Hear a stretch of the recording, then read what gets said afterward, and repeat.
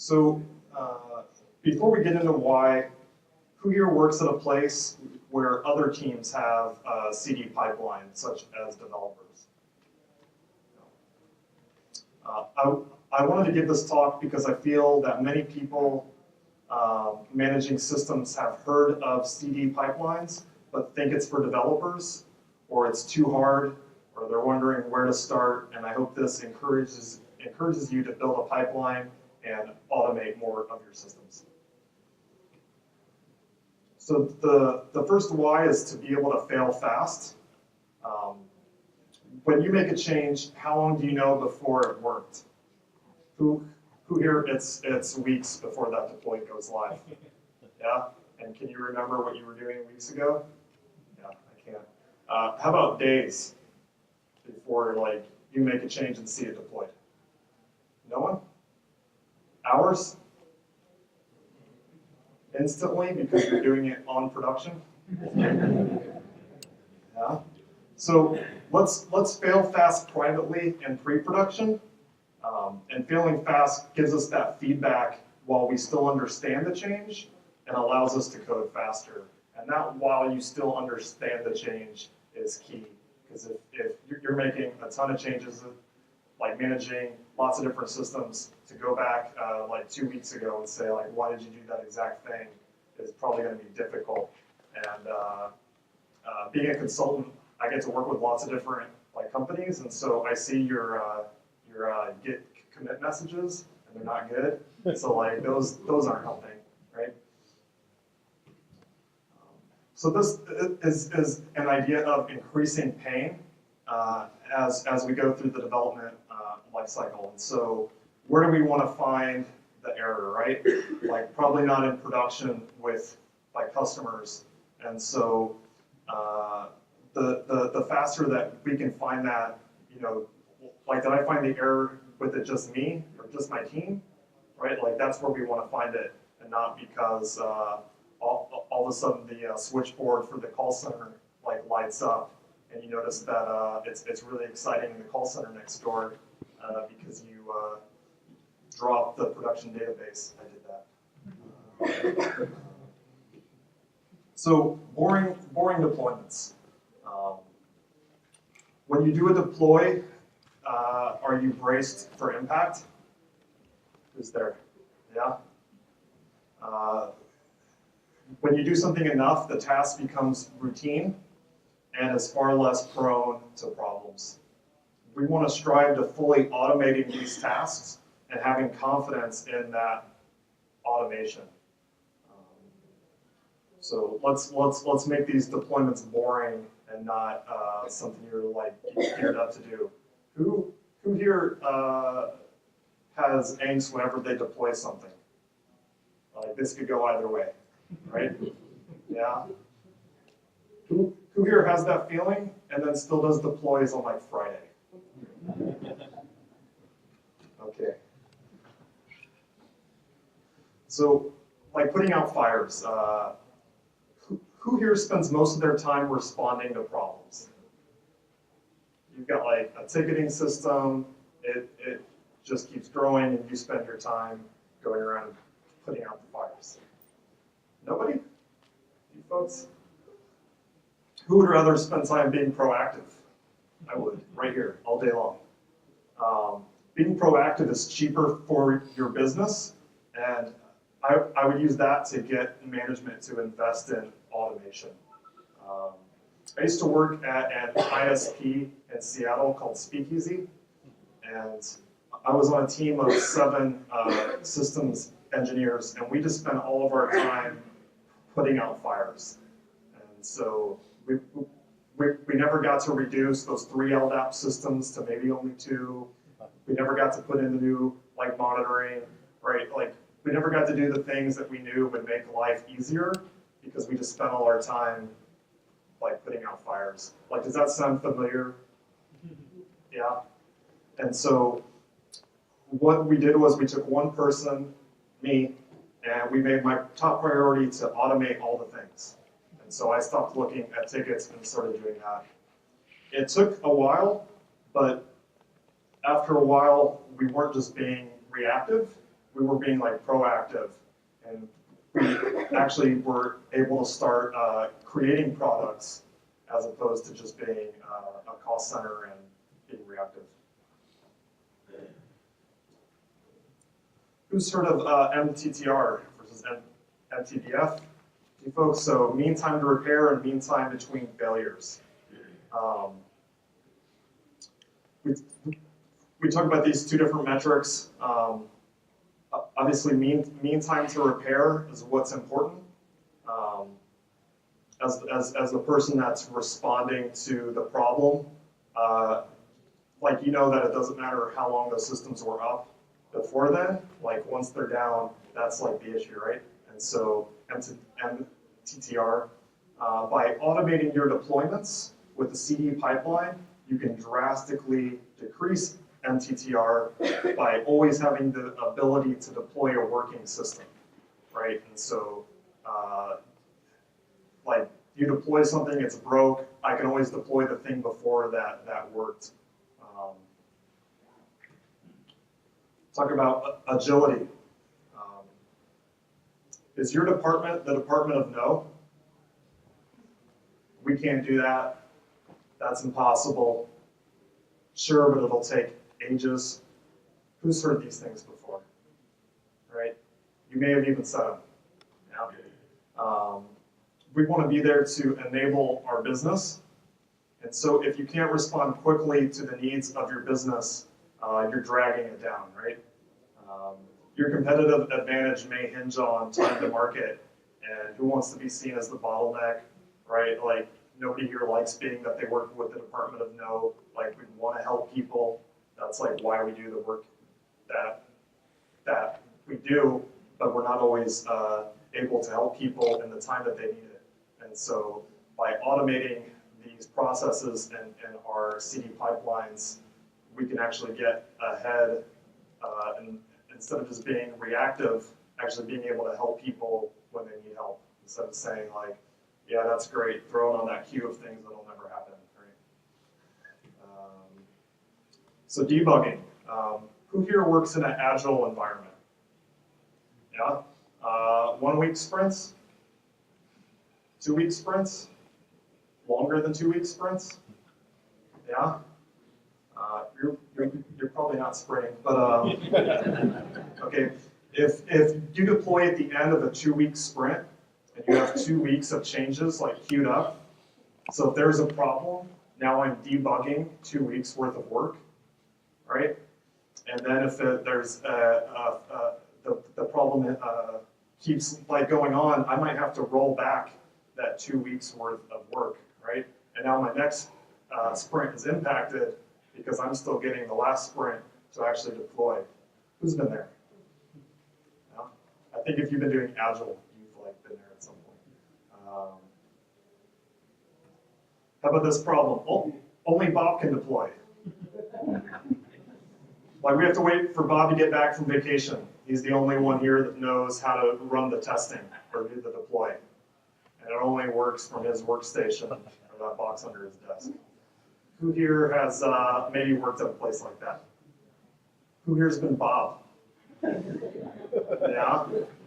So if you're Bob, let's fix that today. Like I hope this encourages you to go out and build a system where anyone can press the button to do a test and deploy, and it's not just on you.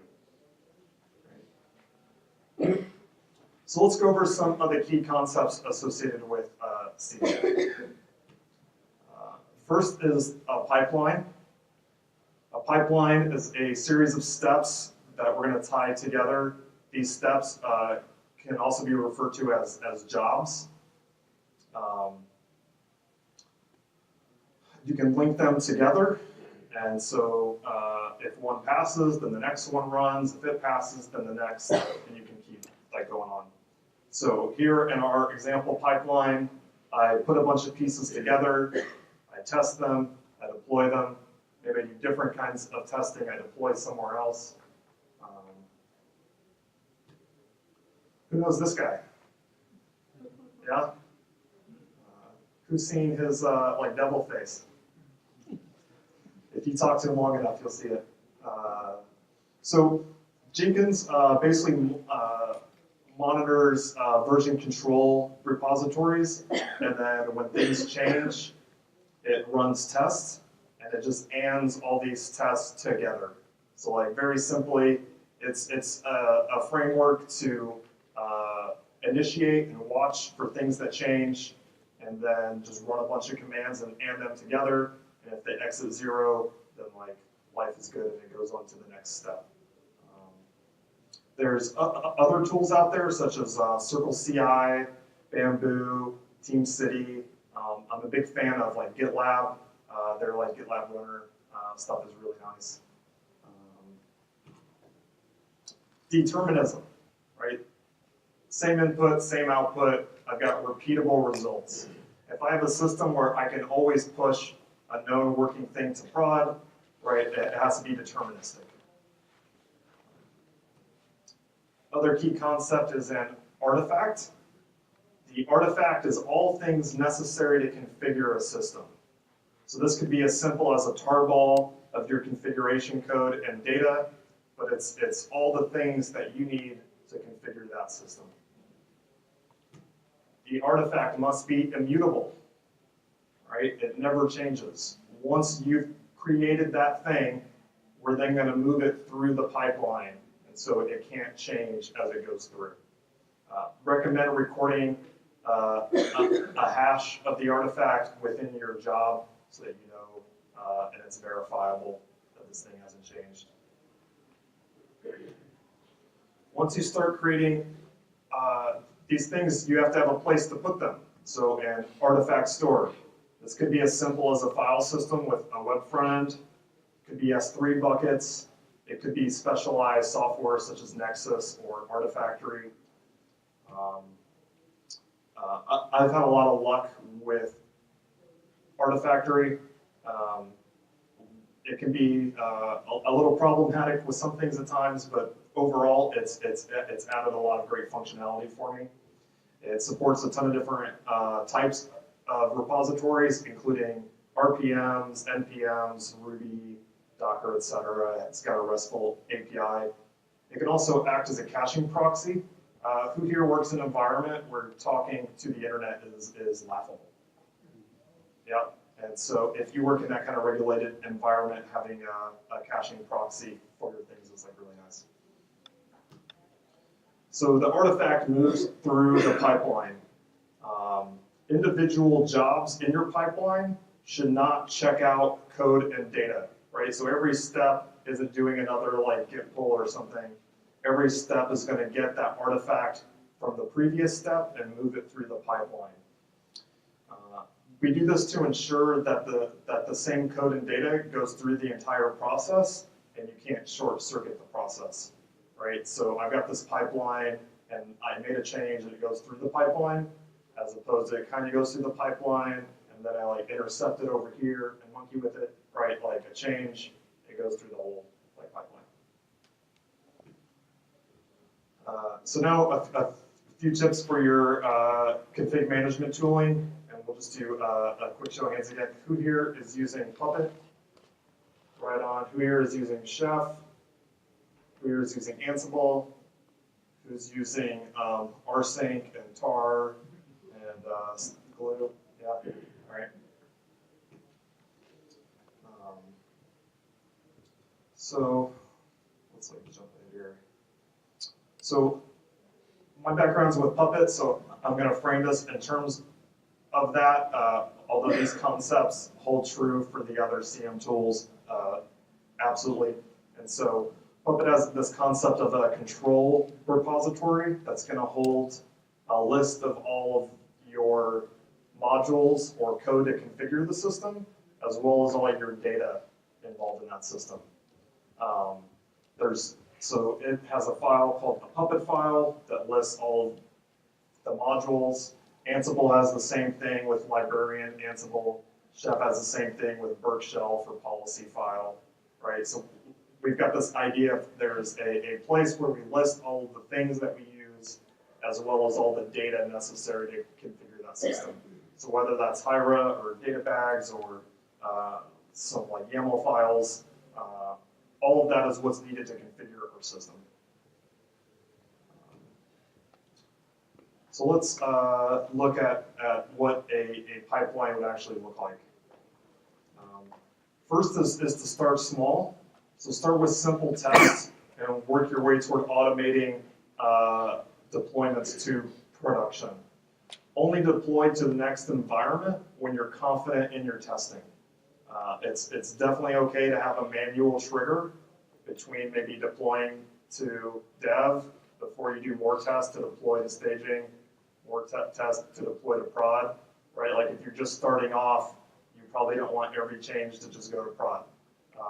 So it's totally cool to put manual, somebody has to press a button and work your way into having enough trust in your system that your testing is good enough that you don't need that manual button, and you know all those tests ran, things are good, just let it go to the next environment. As we go through the pipeline, cost and time to test will rise with every step. The amount of time it takes to run a test and the associated computing costs are going to go up with each environment as we get toward production. And we want to start with very simple, fast and cheap tests, right? Like there's no sense in building out a ton of like VMs to like mimic my whole environment before I've done simple file like validation, right? So first we're going to create an artifact. And so we're going to process our list of modules, we're going to download them and all of the data, create a tarball or something similar that makes sense for you. Then we're going to do static analysis, which is fast. So this is things like syntax validation, style validation, right? There's like no need to like build out systems. Like these are all things that can be done fast and cheap, right? Like again, we're not going to start running functional tests against our system to find out that you know we missed a comma and now like our thing doesn't work. After we've done that simple fast like testing, we want to save the artifact and upload it to the artifact store. So just adding the build number like to the name. So tools like Jenkins and other tooling will have some ID for the build. So just sticking that in the name of your artifact so you can reference it. And then we're going to start testing our config management. So tools such as RSpec, Puppet, and ChefSpec to ensure that the config management code will just compile for each node and produce the expected outcome. So for RSpec Puppet, this would test the classes in the catalog for each role, and the catalog can be compiled. So I'm testing here that my ability to configure the state of the system is going to work. After that, I might do functional testing per role. So I might have many web servers, app servers, and databases, but I might only have 3 roles, web app and DB. And so for every role, I want to build a system and verify its state.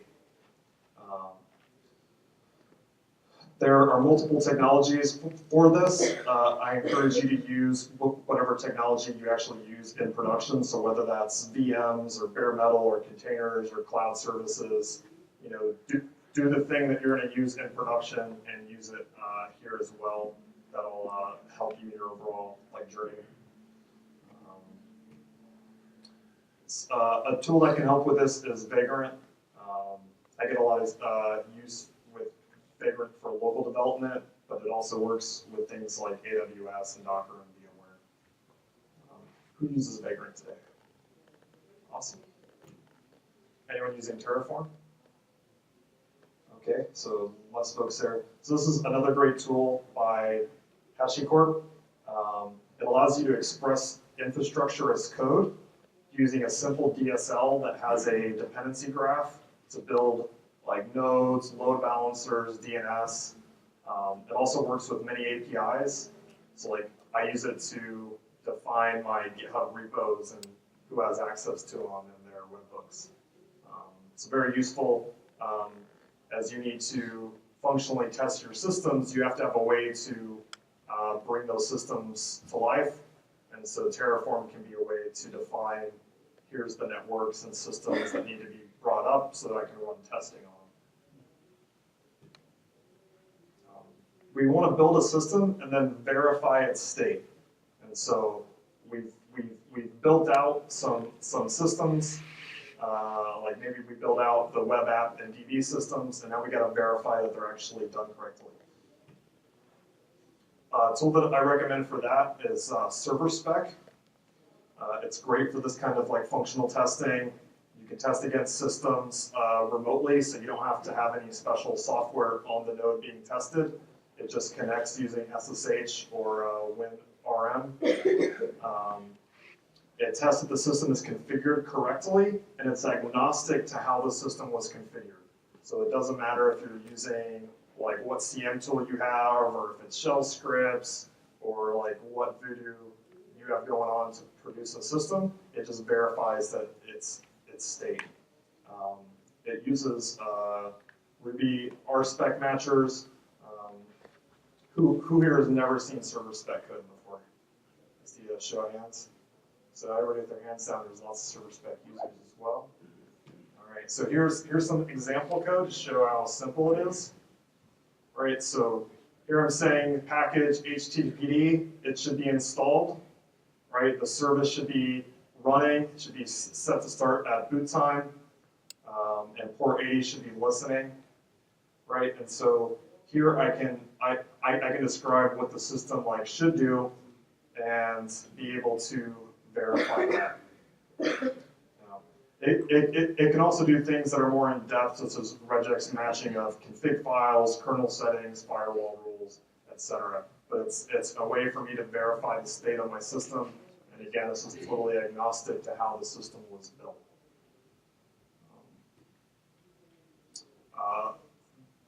Then we'll move on to functional testing multiple nodes.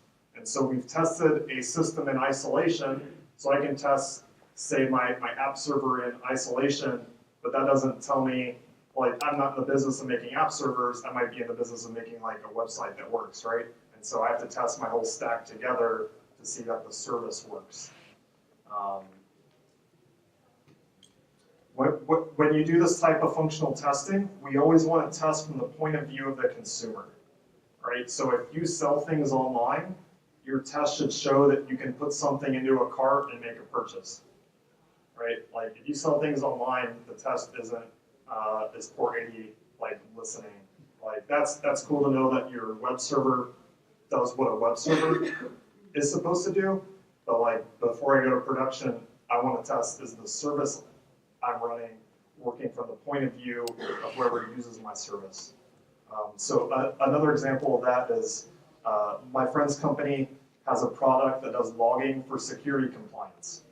So they want to log something and then see that the log shows up on their log server within a certain time frame, right? Like that's their business, so that's what they test, right? So you have to figure out what is the service I'm providing, what does it do from that point of view of the consumer, and then write tests that exercise that. There's tons of tools available. Some examples are things like Selenium and Cucumber, shell scripts, custom code. You know, work with who is developing your code. It doesn't really matter which tool you use here, so don't spend a lot of time like picking one. If you're going to write all your tests in like shell scripts that run curl, that's awesome. Just write the tests. What's important is to focus on testing your app as it's used by your customers, and definitely not on the tool. So monitoring. This is how we test things in production, right? So if who's monitoring things in production? Good. Who has the same monitoring going in pre-production? A lot of folks. So we definitely want to do that. We don't want to make a change that goes through our pipeline, and as soon as it's deployed, just like lights up the monitoring system, right? And like alerts everybody. So absolutely monitor The same monitoring you're doing in production should be done in pre-production. Obviously, those alerts should be different. Like, we don't want to start blowing up somebody's phone. Other types of testing to consider is performance testing, right? Does anyone do performance testing? A couple folks. This environment could potentially be costly, as you want to mirror your production environment as closely as possible. Who here has SLAs on performance? A few folks. So this might be, I provide a website. Okay, and then other folks go the extra step and say, I provide a website and it will load in your browser in this many seconds, right? So that's like an example of an SLA. I used to work for a company that made hardware storage systems. So they had a standing rule. No release can make the system slower, right? And so, of course, we're going to do performance testing. When you're doing that, you can do things like have like a threshold for certain metrics. So whether that's how long it takes for the page to load, or for your query to go through, like whatever those metrics are, you can set thresholds. And if your systems don't hit that, then we're going to call that job as failed. So even though you brought up your application stack and everything works, if it's not hitting that threshold, we're going to fail it. Right? Also, security testing, right? Like when something is already in production, isn't the time we should find out I'm running old software that should be patched, right? Suggest using tools such as Nessus, OWASP, and OpenSCAP or SCAP.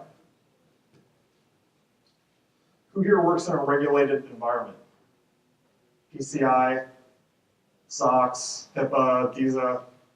Yeah. Like you have to protect PII of like some sort. Yeah. Who works in an environment with no compliance? Somebody out there does, right? You still want to know what's going on with your systems for sure. A tool that I really like for this is InSpec by Chef. It looks just like the ServerSpec code I showed before, but it allows you to also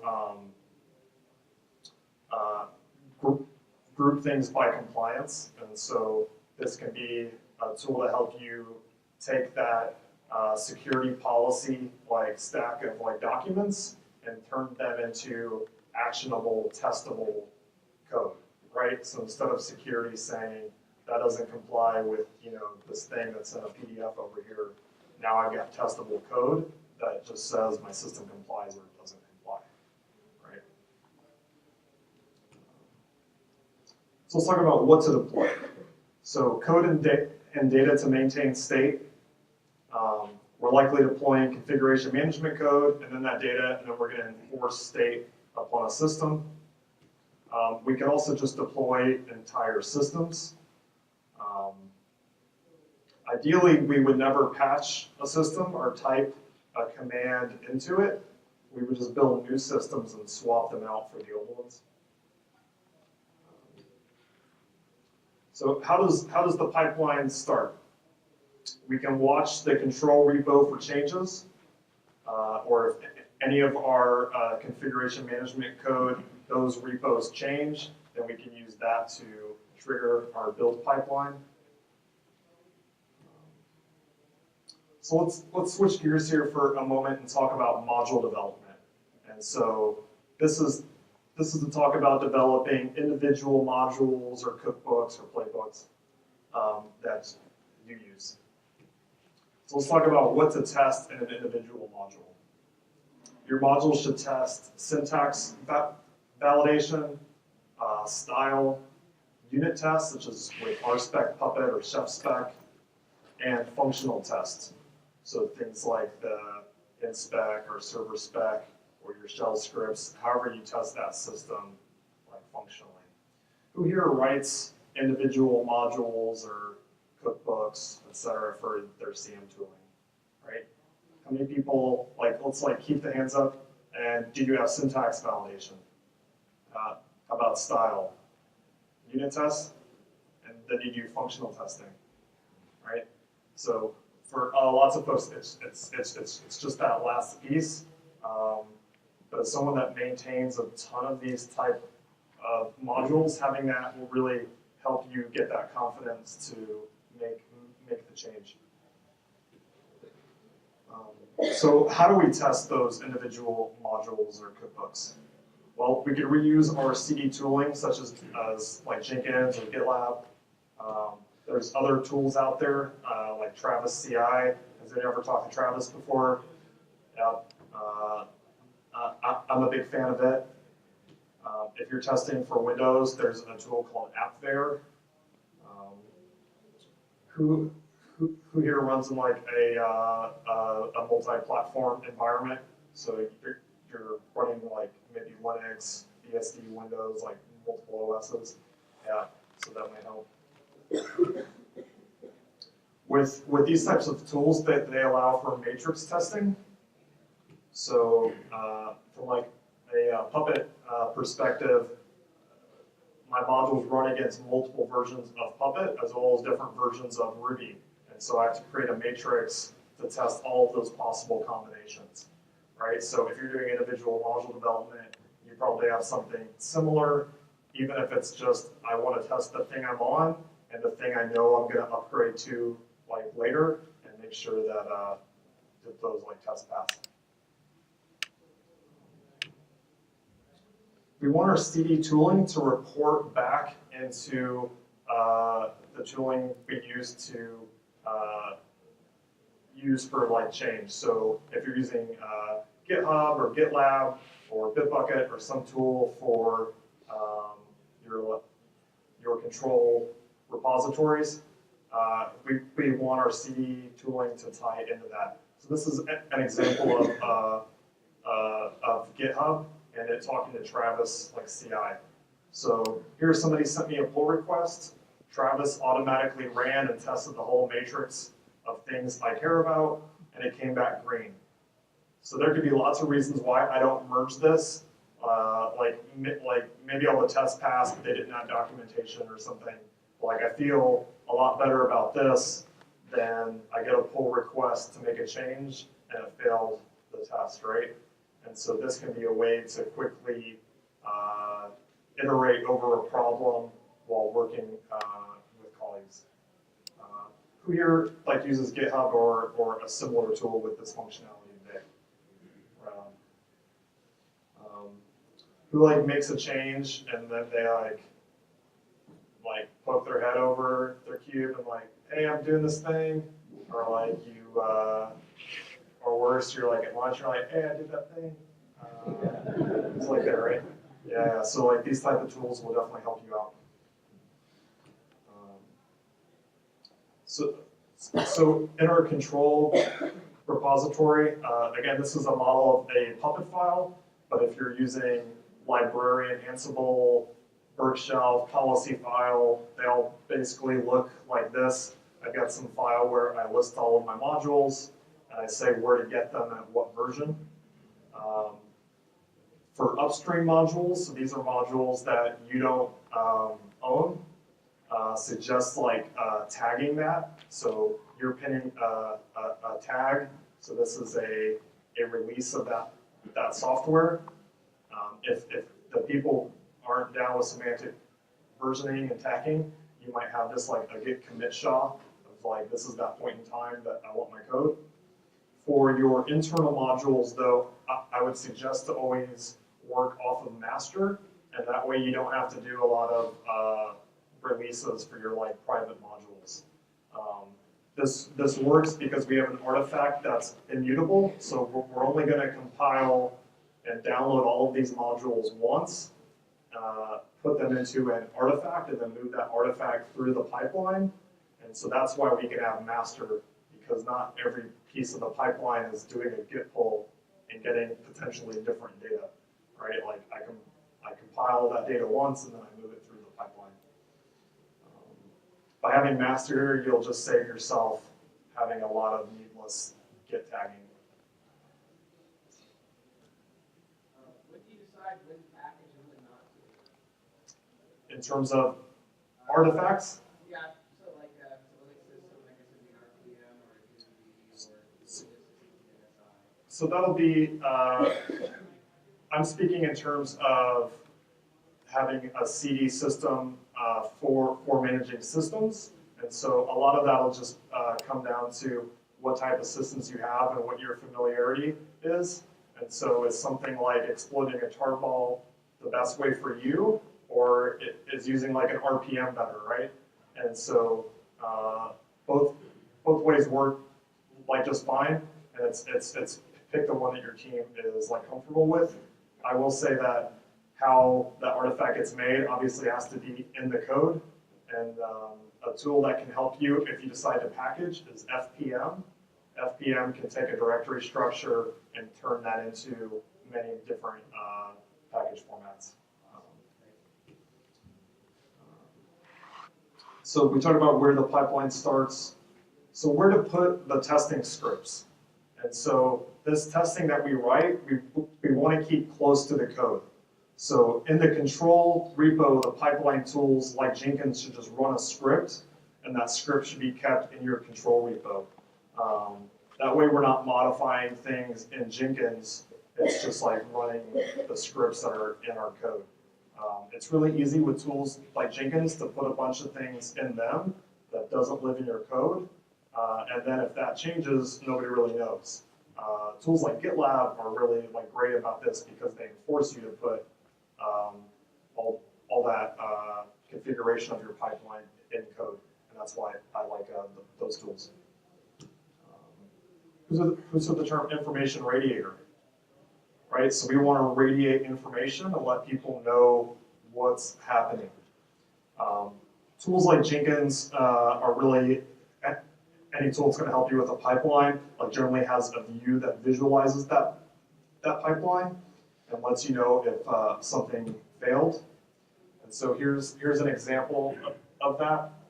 Like, I suggest you put this on like a big TV in your team's spot, or like by the coffee machine is good, but like let people know, you know, here's the builds that we're doing, and everyone can see like when they break.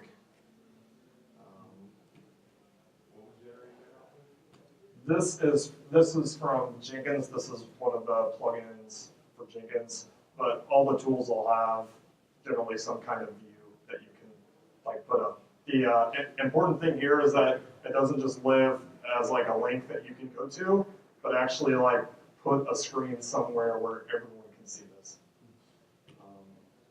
Something else, who's sort of like chat ops? Yeah, who's doing that?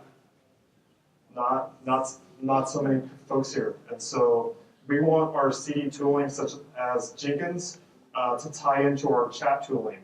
So things like Telegram or Slack or IRC, right? Like when something happens, I could send an email out, and maybe you still like do that, but let's put it into chat so everybody can see something just broke or something succeeded, but like we all know about it, and it's like right where we're working.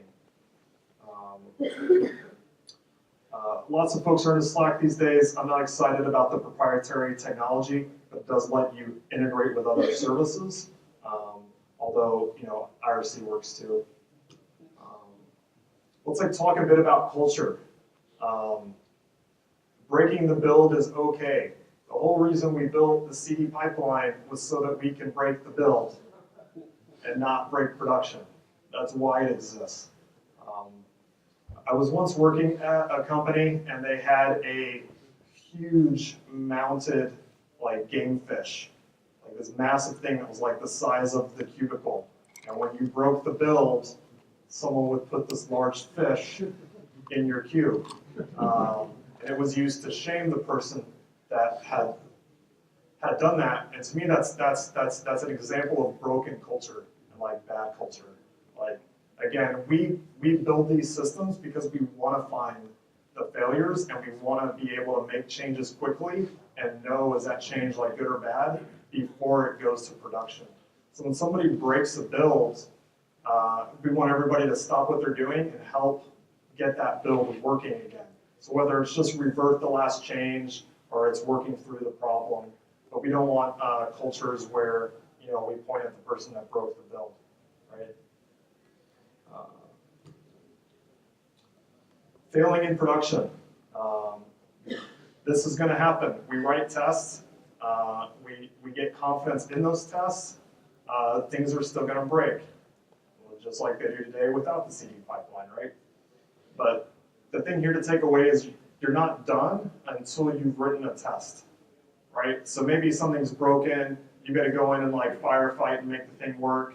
Like that's great, but like you're not really done until we've added another test that now runs as part of our pipeline to ensure that doesn't happen again, right? Like if you fix something and you're not writing a test, like you're just asking for that thing to happen again. And then the next time it happens, it's probably not going to be you, it's going to be somebody else that has to fix it, right? And so let's make sure we always have those tests. We want to rely on the pipeline. So in an ideal environment, we never touch a production system, right? Everything goes through the pipeline because then every change has been vetted. We know why changes happen if we're getting good commit messages. We know a change hasn't jumped over some level of testing because we're not SSHing in the systems and typing commands. Who here SSHs into a production system to do a deploy? Yep. One time I SSH'd into a production system and I typed ls and then this website went down. That's a true story. We had tens of thousands of files in one directory, and the system never responded to ls. So I break the system with ls, right? Hopefully your systems are not as brittle as that, but there's lots of things that can happen. Who's ever typed the command in the wrong window, right? Oh, that was prod and not dev. Everyone's hand just went up, right? And so if I have a tool that's going and doing that for me, right? I can have confidence that it's doing the right thing, because it seemed to do the right thing the last 10 times. It's probably going to just do the same thing again, right? And so in this ideal world, we're not connecting to production systems. The only time we're actually connecting to a system is because it's broken and we want to go in and debug it and figure out how we broke it to fix it. So let's start small. So add a different type of testing. Let's write tests and then repeat. Right? So this might be starting out small and doing those simple file validation tests, syntax, lint, things like that. We write tests, we repeat. Now maybe I add a different type of testing, this is testing an individual system. So using a tool like ServerSpec. Then I invest in the testing. I get confidence now. When that's done, I feel a little better about deploying that system, right? And then I can add different testing, let's test the entire service, or let's do the performance testing, right? So start small, write test, and repeat. If you use a pipeline, it forces you to automate these things. And remember, once you automate that task, it means you don't have to keep continually doing it. You get to go work on more fun things. It's going to decrease your mean time to recovery, right? Because you can always just deploy that working system. And it's going to increase your responsiveness to the needs of the organization by making you more agile. The big reason why I use CD pipelines is that it gives me confidence in my build process. My pipeline might not be perfect, but it's always getting better because every time we find a problem, it gets added and a test gets added to the pipeline, right? And so it's gradual but continual improvement on the process. Again, thanks for having me. And we've got a few minutes here, so I'll like open it up for questions. Yep. If you're deploying an application, how do you get around problems where different environments require different settings, i.e. like a database connection? Sure, so the question was if I'm deploying to different environments, how do I get around the environments by needing different data, such as which database to use. So hopefully you're doing that within your like CM tooling, and it has a concept that allows you to do that, whether it be conditional like logic or data about the system. But that would be encoded in your CM tool to define the state. Like other questions about pipelines in the back? The example of code that you showed, ServerSpec, technical packages installed or reported listening, I've always struggled with what type of test to write. We use Ansible, and Ansible kind of asserts that packages installed or normal something like that. So when I see tests that assert those kind of things, it's really no different from what Ansible was already doing. So the question is, what test do I write here? And then like, why do I even do it? Because my CM tool is already like doing this for me, right?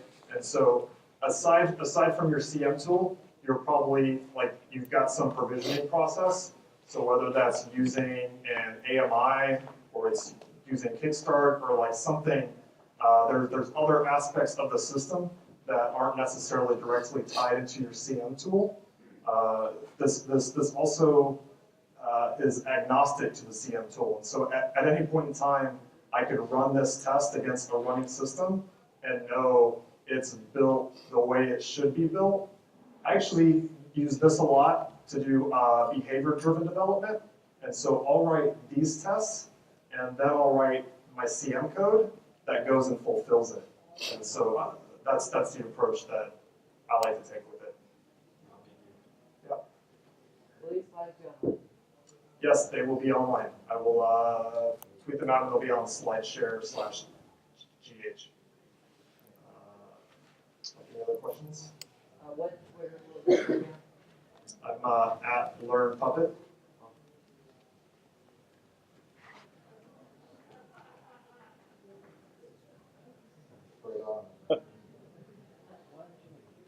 Like any other questions?